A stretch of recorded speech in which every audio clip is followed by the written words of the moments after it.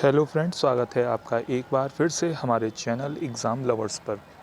Friends, जैसा कि मैंने आपको पहले प्रियम्बल के बारे में यानी कि प्रस्तावना के बारे में पढ़ाया था, तो आज हम इंडियन पॉलिटी यानी कि राज्य व्यवस्था में अनुसूचियाँ यानी कि अगर हम बात करें शेड्यूल्स, तो उसके बारे में आज हम पढ़ेंगे। तो जैसा कि आप देख सकते हो कि मेरी स्क्रीन पर ये आपको दिख रहे हैं 12 शेड्यूल्स। तो ये पूरे 12 शेड्यूल हैं या 12 अनुसूचियाँ हैं जिसके बारे में हमको मुंह पे याद होना चाहिए, बिल्कुल कंठस्थ होना चाहिए कि किस अनुसूची में क्या बात दी हुई है। तो ठीक है, पहले हम इसका कोड याद कर लेते हैं। इसका कोड है टीयर्स ऑफ ओल्ड पीएम।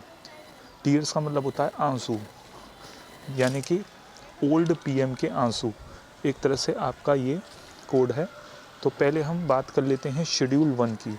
तो शेड्यूल 1 में आता है टेरिटरीज़ एंड स्टेट, यानी कि जो 8 हमारे टेरिटरीज़ हैं और 22 स्टेट्स हैं, तो इसके बारे में विस्तृत जानकारी दे रखी है। आपको सिर्फ इतना याद रखना है कि पहली अनुसूची में स्टेट्स एंड टेरिटरीज़ के बारे में बताया हुआ है।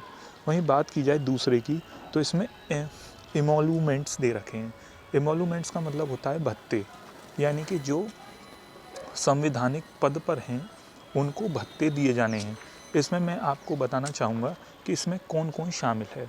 आप चाहें तो इसको नोट भी कर सकते हो। तो सबसे पहले इसमें आते हैं स्पीकर, जो लोकसभा में होते हैं। इसके अलावा डिप्टी स्पीकर आएंगे, इसमें हाई कोर्ट के जजेस आएंगे, सुप्रीम कोर्ट के जजेस आएंगे, तो मिनिस्टर्स हैं वह सब इसमें आएंगे। इसके अलावा आपका प्रेसिडेंट भी इसमें आएगा और साथ ही इसमें आपके कैग यानी कि कंट्रोलर और ऑडिटर जनरल भी इसमें देखने को मिलेंगे। ध्यान देने वाली बात यह है कि इसमें आपको प्राइम मिनिस्टर नहीं मिलेंगे। तो आप ये बिल्कुल लिख लीजिए नोट डालकर कि इसमें प्राइम मिनिस्टर मेंशन नहीं है। अब बात की जाती है थर्ड शेड्यूल की, जो दिया होता है अफर्मेशन एंड ओथ्स। इसमें हम पढ़ेंगे कि जो संविधान पर शपथ ली जाती है वह कौन कौन लेगा। तो मैंने जो ऊपर वाली लिस्ट बताई है वही सारे लोग, यानी कि प्रेसिडेंट, मिनिस्टर्स, गवर्नर्स, इसके अलावा मिनिस्टर्स। यहाँ पर बात फिर से ध्यान देने वाली बात है कि प्राइम मिनिस्टर यहाँ पर शामिल नहीं है, वह मिनिस्टर्स में ही काउंट हो जाते हैं। तो अगर आपसे कोई सेपरेट पूछे प्राइम मिनिस्टर, तो आपको मना करना है, वह यहाँ पर नहीं आएंगे। इसके अलावा जजेस सुप्रीम कोर्ट के और हाई कोर्ट के दोनों जजेस इसमें शामिल हैं। अब हम बात करते हैं राज्यसभा सीट एलोकेशन यानी कि चौथे शेड्यूल की। देखिए, इसमें राज्यसभा में के लिए कुछ सीटें आवंटित की हुई हैं, तो वो आपको ध्यान रखनी है कि इसमें ये सीटें आवंटित हैं। ठीक है, ये 4 हो गए। 5वां जो शेड्यूल एरियाज़ हैं, यानी कि ऐसे एरियाज़ जहाँ पे एससी और एसटी हैं, तो ये वहाँ के लिए सीट आरक्षित हैं। इसमें हो गया 5वां। ठीक है, अब हम आते हैं छठे शेड्यूल पे। छठा शेड्यूल है ट्राइबल एरियाज़ के लिए, यानी कि जो आदिवासी क्षेत्र हैं उनके लिए। तो आपको ये याद रखना है, ये 4 जगह पर आवंटित है। ठीक है, आपको ये बिल्कुल रट लेना है ये कौन कौन से 4 स्टेट हैं। तो मैं आपको बताना चाहूँगा, इसमें असम, मेघालय, त्रिपुरा और मिज़ोरम। ठीक है, असम, मेघालय, त्रिपुरा, मिज़ोरम। आप इसको मणिपुर से बिल्कुल कंफ्यूज मत कर जाइएगा। इसमें मैं एक बात फिर से बता दे रहा हूँ, आप चाहें तो इसको नोट कर सकते हैं। असम, मेघालय, त्रिपुरा और मिज़ोरम, ये 4 राज्य इसमें शामिल हैं। यहीं आपसे पेपर में पूछता है कि इसमें से कौन सा राज्य शामिल नहीं है, उसमें एक मणिपुर ऑप्शन भी देगा, तो बहुत से लोग गलत कर देते हैं। अब हम बात करते हैं अगले शेड्यूल की, यानी कि 7वें शेड्यूल की, जो है फेडरल लिस्ट। इसमें वह सारे संबंध आएंगे जो केंद्र और राज्य में आपस में जुड़े हुए हैं, उसको हम फेडरल लिस्ट कहते हैं। वहीं हम बात की जाए अगले की 8वें की, तो ये है ऑफिशियल लैंग्वेज, यानी कि राज्य भाषा से संबंधित। इसमें आप यह देख लें कि जब संविधान लागू हुआ था हमारे देश में, तब हमारे देश में 14 भाषाएं थीं। तो आपसे क्वेश्चन यह भी पूछ सकता है कि आप जब संविधान लागू हुआ तो कितनी भाषाएं थीं। तो आपको याद रखना है उस वक्त 14 भाषाएं थीं। ठीक है, इसके अलावा फिर पूछेगा कि अब कितनी है, तो अब आपको नोट कर डाल के लिख लीजिए कि इसमें 22 भाषाएं अभी मौजूद हैं। ठीक है, तो कुल मिला के इसमें 22 भाषाएं हैं।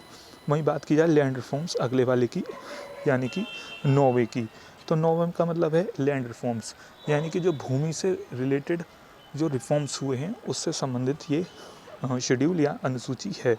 तो इसमें आपको ये नोट डाल के लिख लीजिए कि ये पहले संविधान संशोधन फर्स्ट कॉन्स्टिट्यूशनल अमेंडमेंट 1951 में थ्रू आई थी।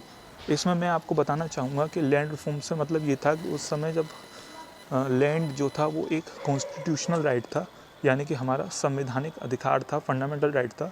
तो उसमें सरकार जब कोई काम करना चाहती थी तो लैंड अधिग्रहण नहीं कर सकती थी।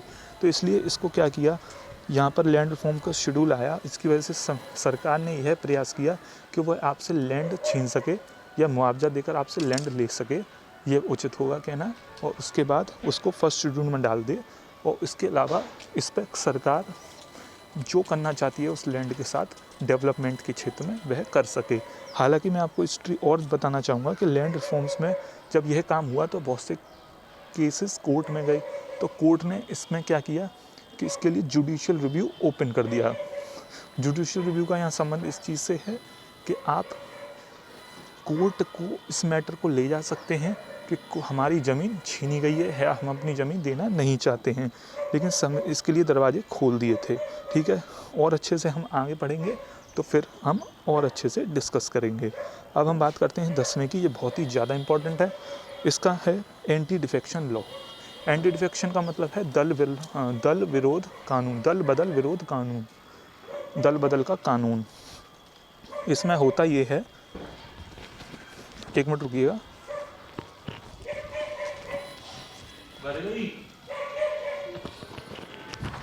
हाँ, आप पर आवाज़ आ रही है। तो देखिए एंटी डिफेक्शन में होता ये है, दल बदल कानून में जैसे बहुत से चुनाव जब पहले जीत जाती थी पार्टीज़, उसके बाद अपना एमपीज़ दूसरी पार्टी में चला जाता था। एग्ज़ाम के लिए पार्टी ए है और ये यहाँ से कोई एमपी चुनाव जीता तो पार्टी बी में ट्रांसफ़र कर गया, इसका बहुमत हो गया और इसने सरकार बना ली। तो इससे बचने के लिए जो एंटी डिफेक्शन लॉ लाया गया और इसके थ्रू बहुत से काम हुए गए। आपको यह याद रखना है कि ये 4 रिफॉर्म्स जो हैं लास्ट के, ये संविधान में सबसे बाद में जोड़े गए, यानी कि ये मूल संविधान में नहीं थे। तो ये कौन से संविधान के थ्रू जोड़ा गया? 52वां संविधान संशोधन के द्वारा यह संविधान में जोड़ा गया। ठीक है, अगला हम बढ़ते हैं।